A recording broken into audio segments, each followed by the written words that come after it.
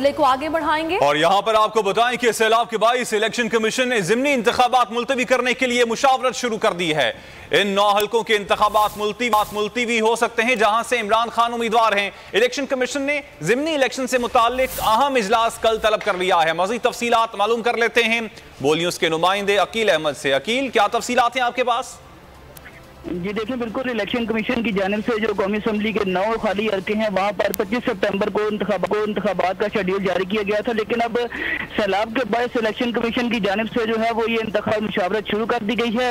ये जो जिन हल्कों में इंतखाबात होने हैं उनमें से 4 खैबर पख्तूनख्वा के हल्के हैं, 2 पंजाब और 3 सिंध के हैं, तो सूबा सिंध के हल्के हैं। तो अब इलेक्शन कमीशन ने इस हवाले से कल एक अहम इजलास बुला लिया गया है। सूबाई इलेक्शन कमिश्नर सिंध, पंजाब और खैबर पख्तूनख्वा को कल जो है वो इलेक्शन कमीशन में रिपोर्ट जमा कराने की हिदायत की गई है, जिसके बाद इलेक्शन कमीशन इस हवाले से जो है वो हतमी फैसला करेगा। इमरान खान इन तमाम जो 9 हल्के हैं यहाँ से जो है वो कागजात नामजदगी जमा करा चुके हैं और ये उम्मीद की जा रही है कि काफी जो है ये जो है वो क्रूशल इलेक्शन होंगे। इलेक्शन कमीशन भी इन ज़िमनी इंतखाबात की तैयारियां हैं वो काफी हंगामी बुनियादों पर कर रहा है, क्योंकि बड़े इलेक्शन है, बड़े इंतखाबात हैं, तो इलेक्शन कमीशन इसकी तैयारियां कर रहा है। लेकिन अब सैलाब के बायस इलेक्शन कमीशन की जो तैयारियां हैं वो काफी हद तक जो है वो मुतासिर हुई है, जिसके